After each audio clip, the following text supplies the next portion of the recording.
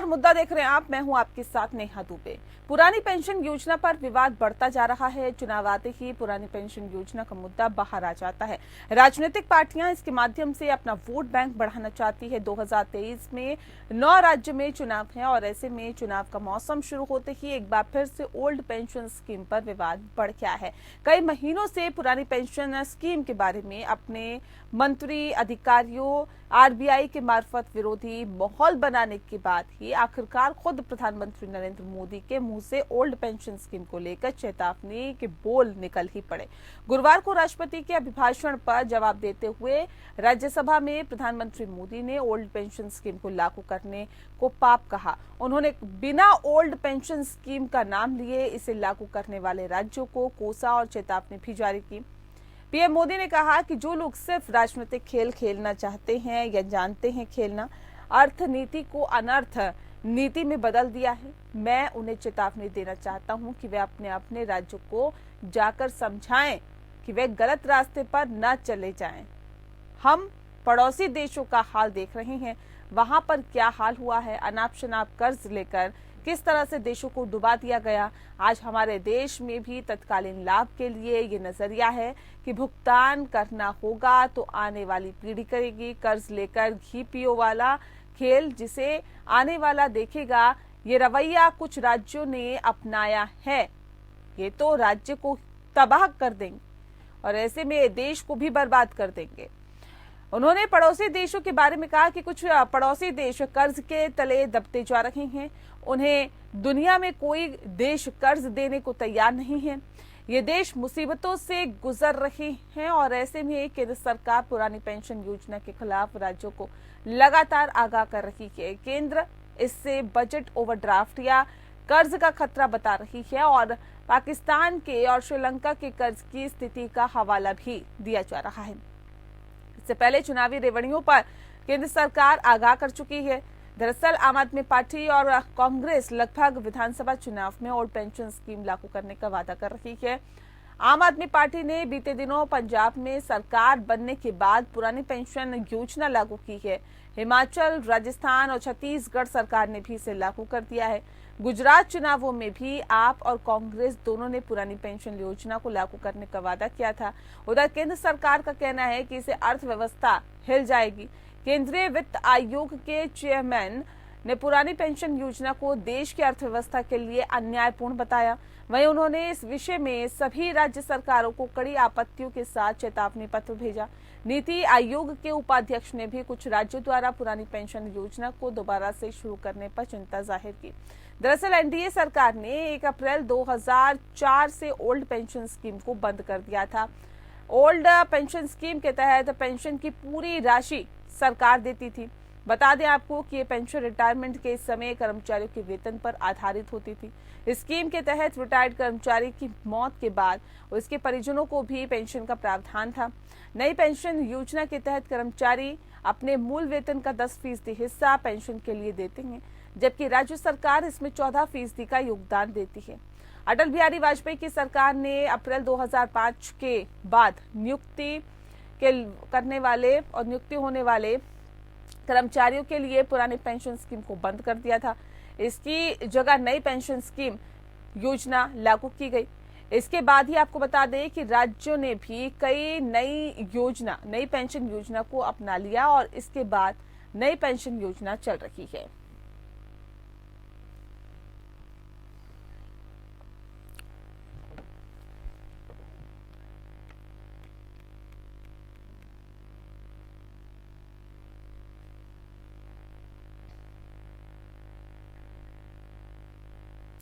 और चलिए इस विषय पे आज हम तफसील से चर्चा करेंगे। खास मेहमान हमारे साथ मौजूद है, उनसे आपका परिचय करा देते हैं। इस वक्त हमारे साथ राजेश सिंह जी हैं, नेता है भारतीय जनता पार्टी के, बहुत स्वागत है आपका।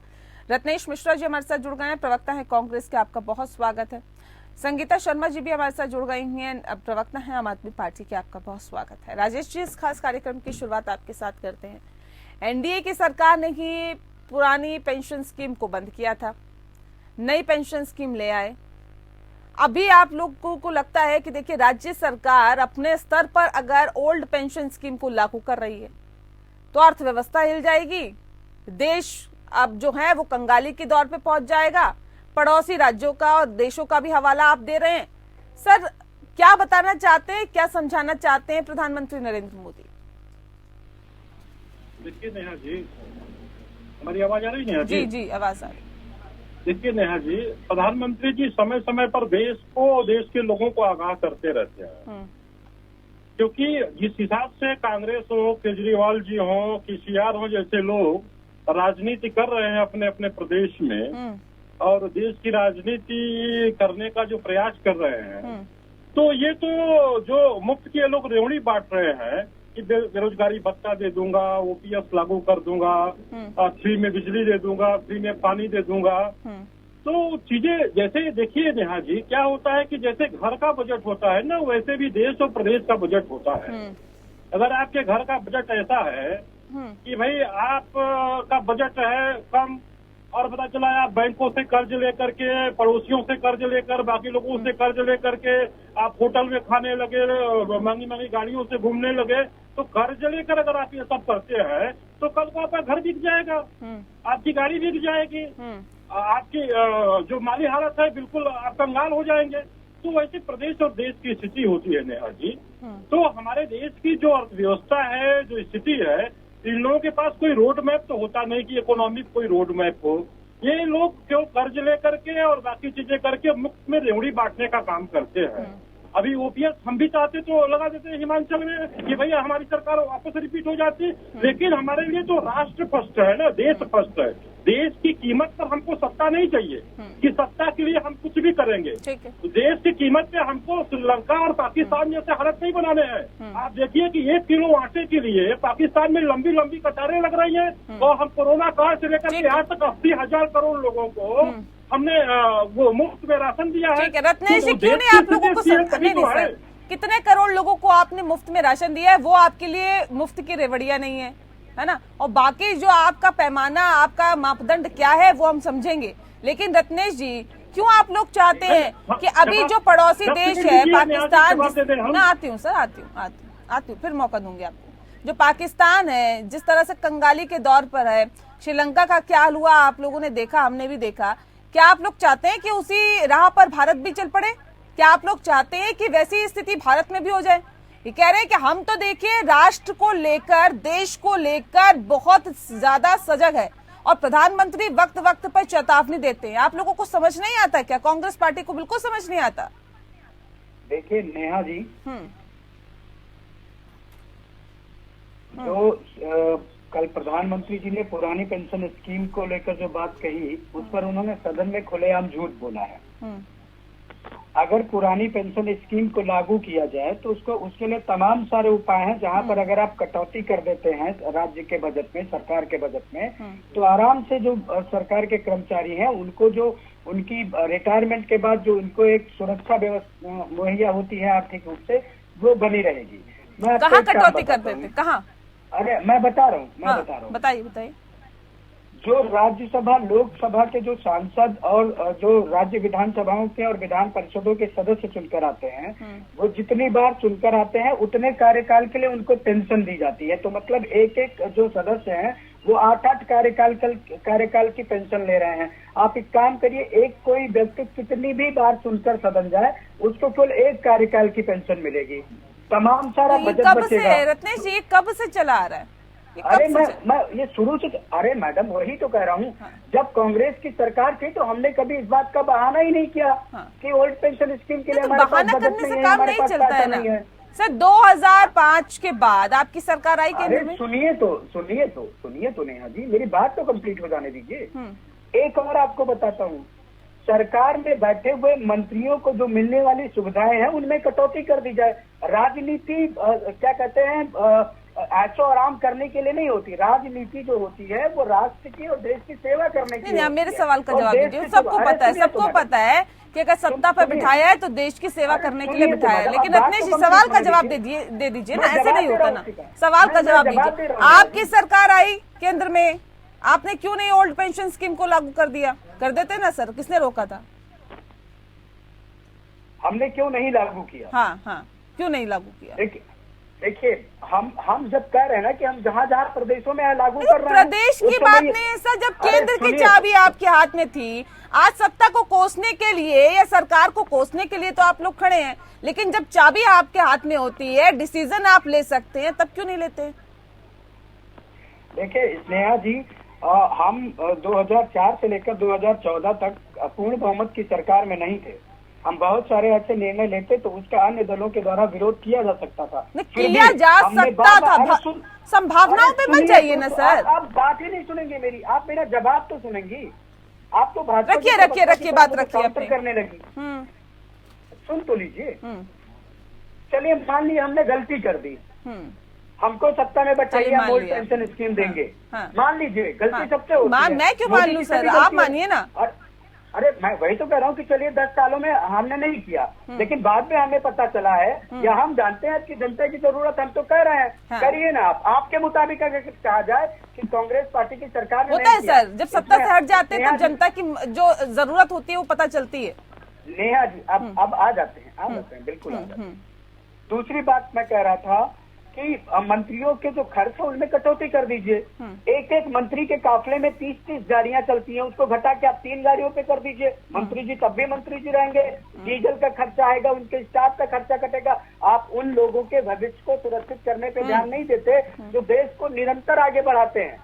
उनके लिए नहीं सोचना है, लेकिन अपने मंत्री और विधायकों के लिए सोचना है। दूसरी बात, मैं एक बात और कह दूं, प्रधानमंत्री जी ने कल कहा कि हमारे बच्चों का भविष्य खराब हो जाएगा।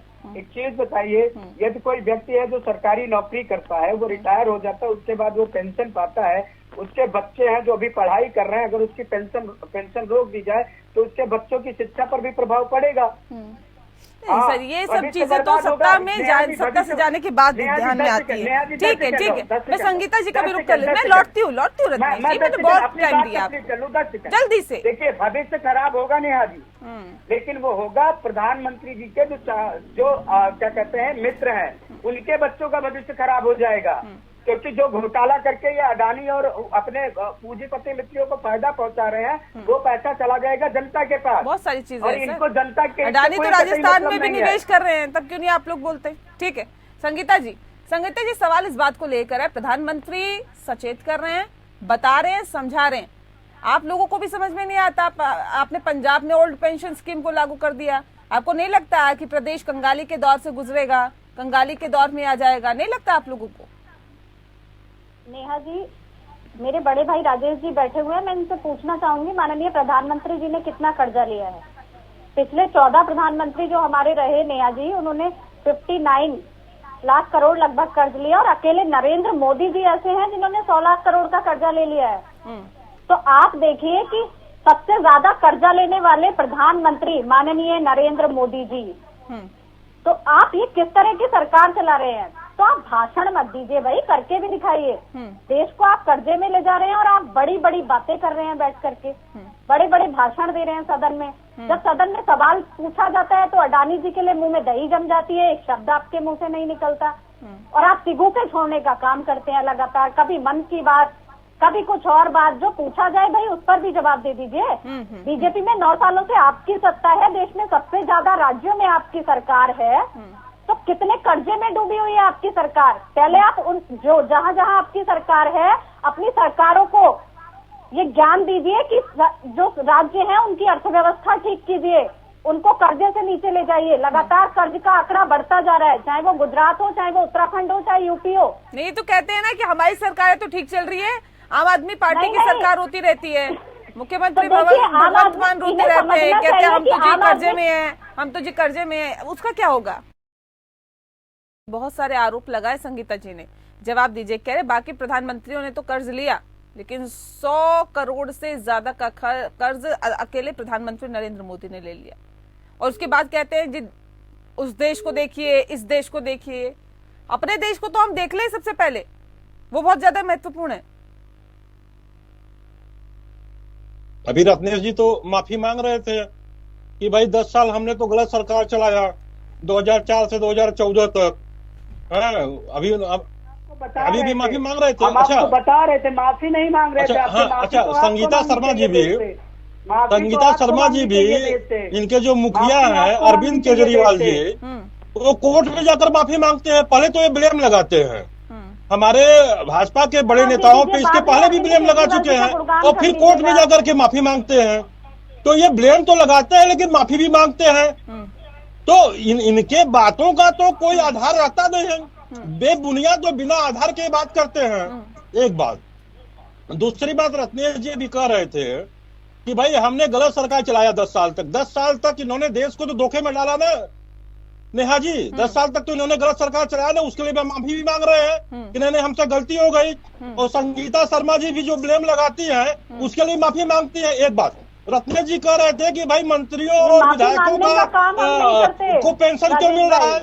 नेहा जी, अभी ये अरविंद केजरीवाल जी दिल्ली में सबसे अधिक विधायकों का इन्होंने पेमेंट कर दिया। अभी हमको बोलने दीजिए। सबसे अधिक अगर कहीं पे पेमेंट है विधायकों का तो वो दिल्ली में है। इसको पता कर ले संगीता शर्मा जी, इनको मालूम है कि नहीं मालूम है। एक बात। दूसरी बात, जो कल्चर की इसके पहले आपने प्रश्न किया था नेहा जी, देखिए दोनों में बुनियादी अंतर होता है। रेवड़ी कल्चर में और जो गरीब है, असहाय है, आदिवासी है, गिरिवासी है, जैसे हम किसानों को 6,000 रुपए दे रहे हैं, देखिए वो होता है मदद कि जिसको जरूरत है। जैसे आपने बिजली सस्ता कर दिया, जरूरत और मदद की बात नहीं कर रहे हैं। ये कह रहे हैं, अभी आप बड़ा अच्छा एग्जांपल दे रहे थे कि अगर हम एक घर को चला रहे हैं तो हम हमारी जेब में जितना होगा हम उसके हिसाब से चलेंगे। वो कह रहे प्रधानमंत्री इतना कर्जा लेके बैठे, फिर कहते जी उस देश को देखिए और इस देश को देखिए। कह रहे पहले खुद इतना कर्ज ले चुके हैं देश के लिए, देश को आप अच्छे से चला पा रहे नहीं चला पा रहे, ये भी एक महत्वपूर्ण सवाल है जिसको समझना होगा, आप लोगों को जानना होगा। आप दूसरों को तो देखते हैं, दूसरों को तो बोलते हैं, लेकिन खुद ही इतना ज्यादा कर्जा ले रहे हैं, ये क्या अच्छी बात है क्या? नेहा जी, अब हम जवाब देते हैं। हाँ, जवाब दीजिए। देखिए नेहा जी, 2014 के इलेक्शन के पहले क्रूड ऑयल का जो दाम था वो काफी बढ़ गया। अब कांग्रेस तो कहीं चुनाव, देखिए यही होता है कि कौन राष्ट्रहित में काम करता है और कौन केवल चुनाव के लिए, सत्ता पाने के लिए काम करता है। अरे भाई संगीता जी, हमारा जवाब सुन लीजिए, फिर आप प्रश्न करिए, मैं उसका भी जवाब दूंगा।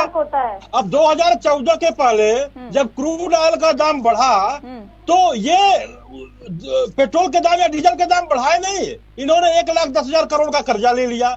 उसका इंटरेस्ट आज तक सरकार दे रही है। आपको मालूम है नेहा जी, सबसे अधिक जो पैसा जाता है भारत सरकार का, जो इनकम होता है और जो उसका व्यय होता है, 20% पैसा ये कांग्रेस के जमाने का जो कर्जा है मोदी सरकार उसको भर रही है।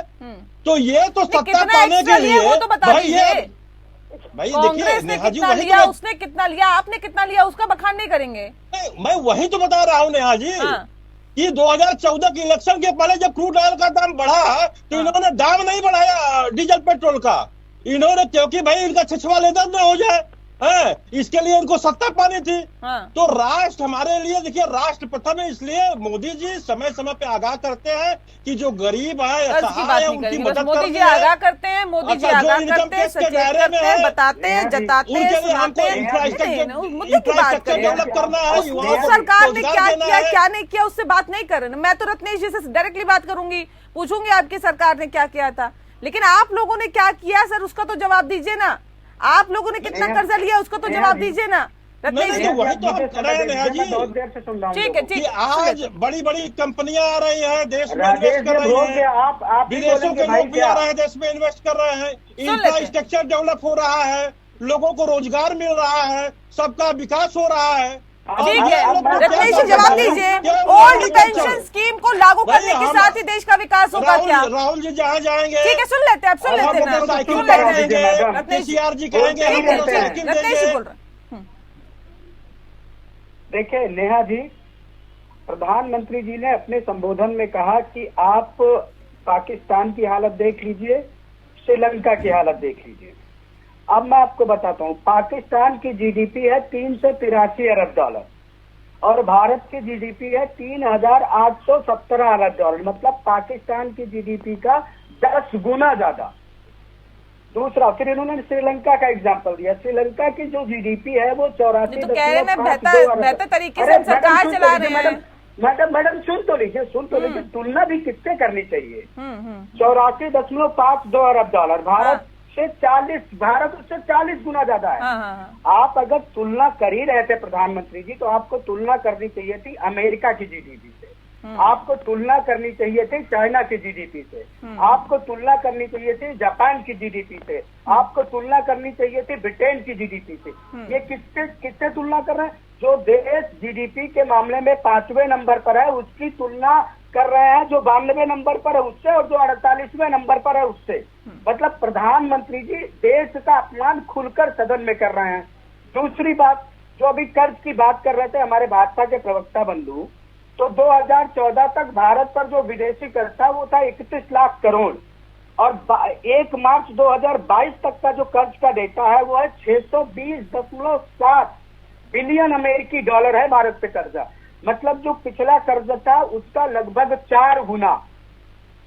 मतलब पिछले 70 सालों में हमने जितना कर्जा लिया, विदेशी कर्ज लिया, उसका 4 गुना इन्होंने पिछले 8 सालों में ले लिया। अब एक चीज बताइए, मेरे बाप दादा 30 रुपया कर्ज मेरे ऊपर छोड़ के गए हों और मैं 120 रुपया और कर्ज ले लूं, तो मैंने विकास किया या बाप दादा की संपत्ति का विनाश किया? यही से सिद्ध हो जाता है।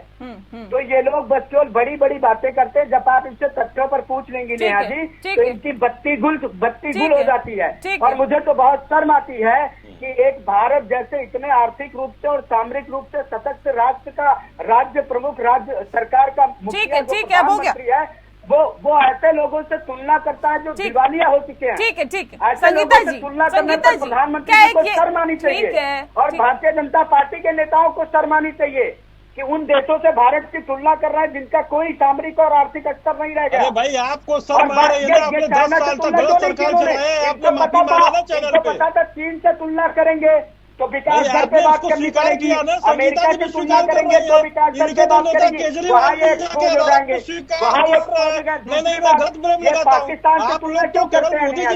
पाकिस्तान से तुलना करके दिखाएंगे कि हमने, अरे बाप दादाओं का 4 गुना कर्जा चढ़ा लिया अपने ऊपर। कांग्रेस 30 रुपया कर्ज छोड़ के गई थी, उसको 620 रुपए में आपने कन्वर्ट कर दिया। इस मुंह से बोलते हैं और कौन सा इन्वेस्टमेंट ले आए? नहीं ठीक है, रुक जाइए, ठीक है, बहुत देर से बोल रहे हैं, रुक जाइए, सुन रहे, बहुत देर से सुन रहे, रुक जाइए, बाकी भी बोलने के लिए है, बाकी भी बोलने के लिए है। रत्नेश जी, मैं आवाज बंद करवाना पड़ेगा सर, ऐसे नहीं होता ना। अरे सुन तो देता तो सुन लिया, मैं तो दूसरे भी तो लोग बोलने के लिए, मैं सुन चुकी हूँ आपकी बात। आप क्या बोलना चाह रहे थे तथ्यों के साथ, सुना पूरा ध्यान से पूछेंगे। संगीता जी, अब एक सवाल इस बात को लेकर भी, नहीं ऐसे नहीं होता है, ऐसे नहीं होता ना, रुक जाइए ना, रुक जाइए। अगर हम कह रहे हैं रुक जाइए तो रुकिए भी। ऐसे नहीं होता ना कि आप बोलते ही जाएंगे, बाकी लोग सुनने के लिए नहीं आए हुए ना। आपको फिर सबको बोलने का मौका मिलना चाहिए ना रत्नेश जी। सब हमारे लिए उतने ही सम्मानित है जितने आप उतने ही हैं सब। ठीक है संगीता जी, अब सवाल इस बात को लेकर है कि अब आप ये कहते देखिए विकास नहीं हुआ, आप ये कहते देखिए कर्जा ले लिया। अब ओल्ड पेंशन स्कीम ही एकमात्र मापदंड है जिससे आप ये कहेंगे देखिए लोगों का विकास हो रहा है, या सरकार जो है वो बेहतर विकास की योजनाएं लेके आ रही है, सरकार जो है बेहतर योजनाएं लेके आ रही है, सरकार जो है जनता की फिक्र कर रही है, बेरोजगारी को दूर कर रही है, सरकार जो है बेहतर कदम उठा रही है। एक यही मापदंड है क्या? बाकी भी तो काम हो रहे हैं उसके अलावा। नेहा जी, तो क्या एक ओल्ड पेंशन स्कीम बंद कर देना, क्या विकास अर्थव्यवस्था इसी से ठीक हो जाएगी? केवल तो फिर आप ये क्यों कहते हैं कि भारतीय जनता पार्टी की सरकार ही उसे बंद कर देने से अर्थव्यवस्था ठीक हो जाएगी? अडानी को 2,500 करोड़ का कर्ज देने से अर्थव्यवस्था ठीक हो रही है? जो इनके मित्र भाग गए, विजय माल्या, नीरव मोदी, मेहुल चौकसी, उनसे अर्थव्यवस्था बिगड़ी नहीं। मित्रता निभाने से अर्थव्यवस्था नहीं बिगड़ रही है, लेकिन जो हमारे कर्मचारी जीवन भर नौकरी करते हैं उसके बाद जो उनकी सिक्योरिटी है उसको ये बंद कर देंगे तो आप जिसकी भी टीम है ना, तो मेहुल चौकसी को तो उन्होंने कर्जा दिया था। आप जिसकी भी टीम है ना, मेहुल चौकसी को तो कर्जा दिया। नहीं, किसकी भी टीम है? किसकी भी टीम है? किसकी भी टीम है? आप सरकार बनाई थी। नहीं, आम आदमी पार्टी बी टीम किसकी है? किसकी बी टीम है? देखिए नेहा जी, आम आदमी पार्टी केवल एक पेंशन की बात नहीं करती। आम आदमी पार्टी बिजली की बात करती है, पानी की बात करती है, तीर्थ यात्रा की बात करती है, जो जनता का टैक्स का पैसा है वो जनता को वापस करने की बात करती है, किसी एक मित्र पर लुटाने का काम नहीं करती। जब माननीय मोदी जी राजधानी में भूल जाते हैं, आप तो वही भाषा बोल रहे हैं जो कांग्रेस बोलती है। आप तो कांग्रेस की बी टीम है, कैसे से काम करती है। देखिए बी टीम कौन है, ए टीम कौन है, ये तो फैसला हो जाएगा। हाँ। हमने दोनों को हराया है। आम हाँ। आदमी पार्टी अपने आप में ए टीम है नेहा जी, वो किसी हाँ। की बी और सी टीम नहीं है। ये अपने आप से पूछे कि ये राजधर्म निभा रहे हैं या कौन सा धर्म निभा रहे हैं। मित्रता धर्म निभा रहे हैं लगातार।